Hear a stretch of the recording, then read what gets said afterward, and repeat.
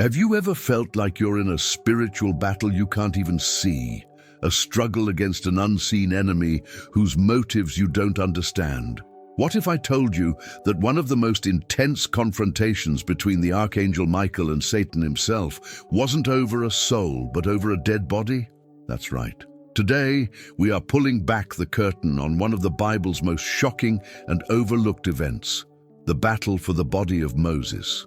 There's a reason this event is hidden in a single verse, in Jude 9. The secret behind why Satan was so desperate to get his hands on those remains could fundamentally change the way you understand spiritual warfare and God's divine protection over your own life. The answer is not what you think, and what you're about to learn will equip you to face the enemy's schemes with a new level of authority. Before we dive in, it's a fact that a staggering number of people who find strength in these videos have not yet subscribed. If you feel a pull in your spirit for this kind of deep, transformative truth, take just 1 second to hit that subscribe button. Don't let the algorithm keep you from the very revelations you might be praying for. Now, stay with me, because understanding the enemy's motives here is the key to victory in your own battles. Well, my friend, pull up a chair and let's talk. When you think of the great spiritual battles in Scripture, what comes to mind? David and Goliath, maybe. Elijah on Mount Carmel. We often imagine these grand, sweeping conflicts for the souls of men and the fate of nations. But what if I told you one of the most intense, high-stakes confrontations between heaven and hell wasn't over a soul, a city, or even a kingdom? What if I told you it was fought over a corpse? It sounds like something out of a fantasy novel, but it's right there, tucked away in a tiny corner of the New Testament. We're talking about a moment of raw, celestial conflict, a cosmic tug-of-war that reveals the very nature of authority and the hidden realities of spiritual warfare. This isn't just a story. It's a profound lesson on the schemes of the enemy and the unshakable sovereignty of our God. We get a glimpse of this shocking event in a single powerful verse, Jude 9.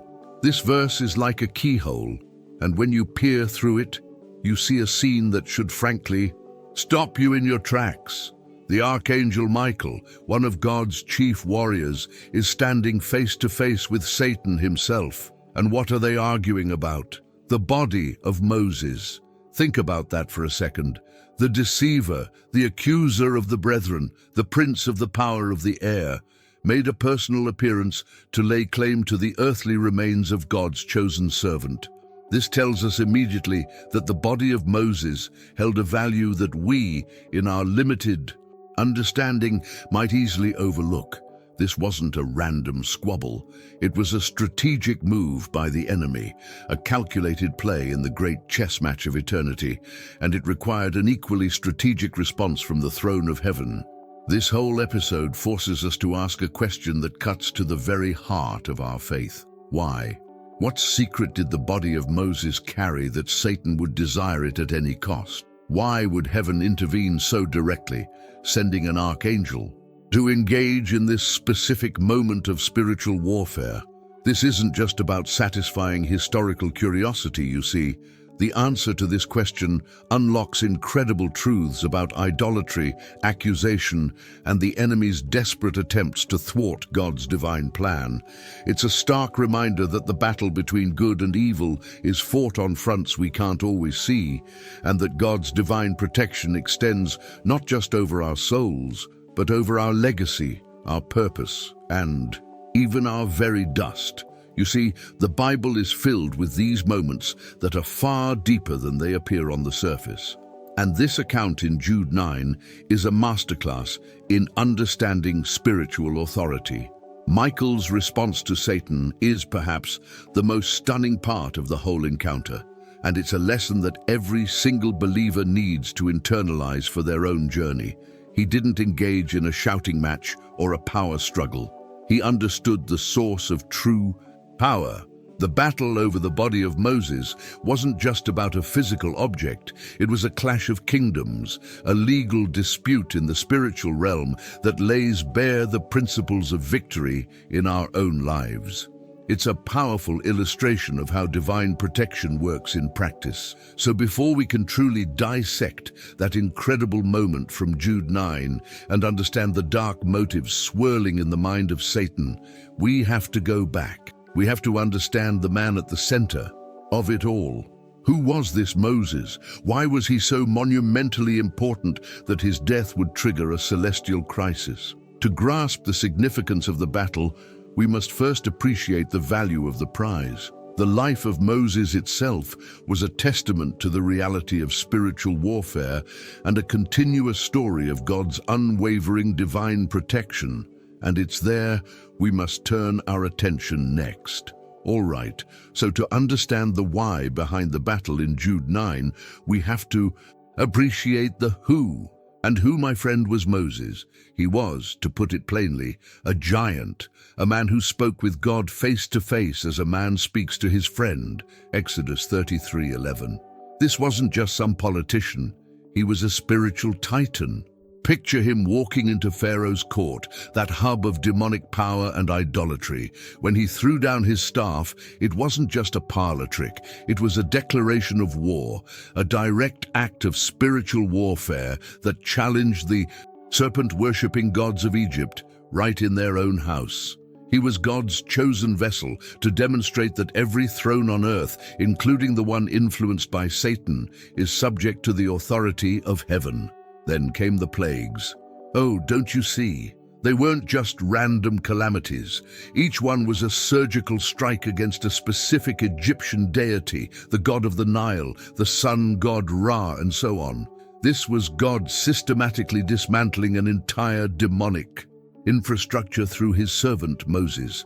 And the crossing of the Red Sea, that was the ultimate display of divine protection, a miracle so profound it would be sung about for generations. For 40 years in the desert, he led a stiff-necked people who were sustained by bread from heaven.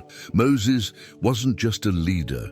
He was a living, breathing testament to God's faithfulness and power, the very embodiment of the covenant relationship between God and Israel. Because of all this, Moses became more than a man. He became a symbol. His name was synonymous with the law, the covenant, and the very presence of God. And this is critical to understanding the conflict to come. Satan knew that if you can control the symbol, you can corrupt the message. The earthly vessel that God had used so powerfully became, in the enemy's eyes, a strategic asset worth fighting for. The spiritual warfare didn't end when Moses' heart stopped beating. In fact, it was just about to escalate, moving from the courts of Egypt to the unseen battleground over his final resting place. You know, for all his greatness, Moses was still human. After decades of patience, he had a moment where his frustration boiled over. God told him to speak to a rock to bring forth water, but in his anger, Moses struck it twice with his staff. Numbers 20:11-12. In our eyes, it seems like a small slip-up, but in God's eyes, he misrepresented the divine nature. This single act of disobedience, a foothold in the ongoing spiritual warfare, cost him entry into the promised land. It's a sobering reminder that Satan, the great accuser, is always watching, looking for any inconsistency he can use to point a finger at God's chosen people. Then comes one of the most mysterious moments in the entire Old Testament. When Moses dies, God himself takes on the role of undertaker. Deuteronomy 34:6 tells us that God buried him in a valley in the land of Moab, but no one knows his burial place to this day. This wasn't an accident or an oversight. This was a deliberate, strategic act of divine protection. God knew the human tendency to worship the vessel instead of the one who filled it. He hid the body of Moses to prevent his tomb from becoming a shrine, a site of idolatry that would have been a massive victory for the enemy. This secret burial, my friend, is what sets the stage for the entire confrontation we read about in Jude 9. God's act of concealment was a preemptive strike in the spiritual warfare for the legacy of his servant. It was a divine boundary line drawn in the sand. So when Satan came to claim the body, he wasn't just stumbling upon an unmarked grave. He was stepping into a divinely orchestrated encounter.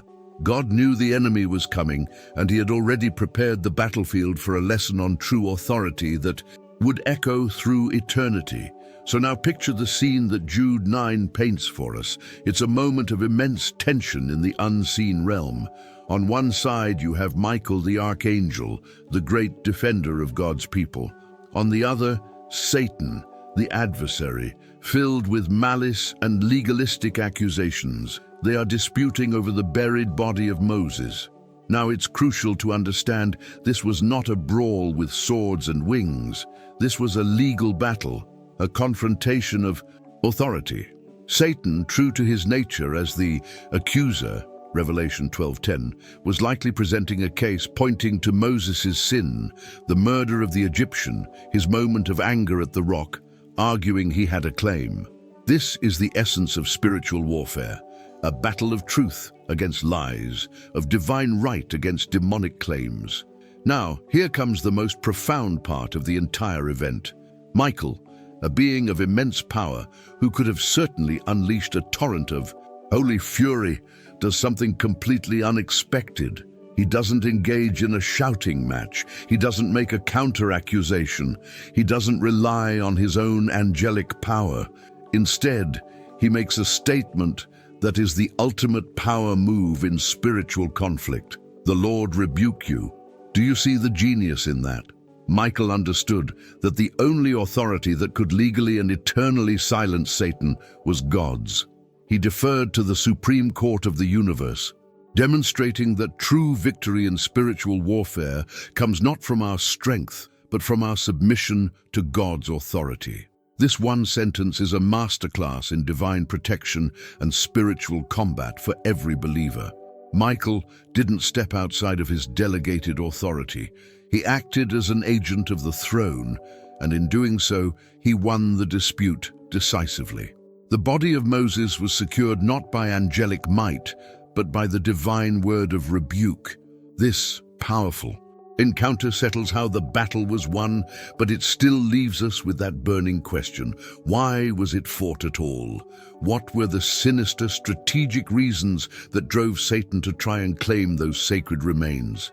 We need to pull back the curtain on the enemy's motives. So let's put on our detective hats and get to the heart of the matter. What was Satan's endgame? First and foremost, the enemy wanted to set a trap of idolatry. Think about it. The Israelites had a history of wanting tangible things to worship. Remember the golden calf? Satan knew that if he could reveal the burial site of Moses, it would instantly become the world's greatest religious shrine.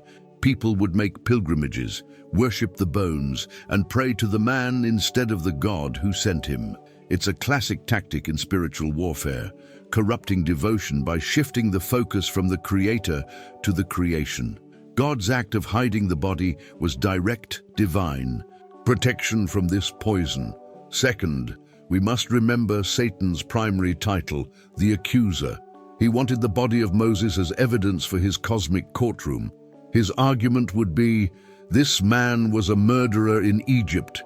He disobeyed a direct command at the rock. He is a sinner, and his body belongs to the domain of death, which is my domain. He wanted to use the past failures of Moses as a legal precedent to challenge God's grace and right to honor his servant.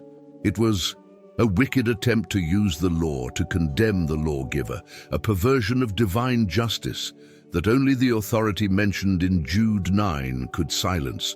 But there might be an even deeper, more prophetic reason. Is it possible that Satan, with his knowledge of spiritual matters, suspected God's future plans? Could he have known that Moses was destined to appear centuries later, glorious and whole, next to Jesus on the Mount of Transfiguration, Matthew 17:3? By seizing or defiling the body, he may have hoped to disrupt or even prevent that glorious prophetic fulfillment. It was a desperate, long-shot attempt to throw a wrench in the works of God's redemptive plan. All of these dark motives were foiled, however, by God's simple, sovereign power. So after all of Satan's dark scheming, look at how simple God's victory was. No cosmic war was necessary. A hidden grave and a single authoritative sentence were enough to completely neutralize the enemy's plot. This brings us to our first huge lesson. God is jealous for pure worship. The primary reason for the divine protection over the body of Moses was to guard his people from the trap of idolatry. It's a powerful call for us to examine our own hearts. Where is our worship truly directed? We must be vigilant in this spiritual warfare to ensure we are honoring the giver of all gifts, not the gifts themselves. The second lesson is a beautiful testament to grace. Satan came as the accuser, ready to present a list of Moses' failures, but God's defense of his servants remains is a declaration that our failures do not have the final say.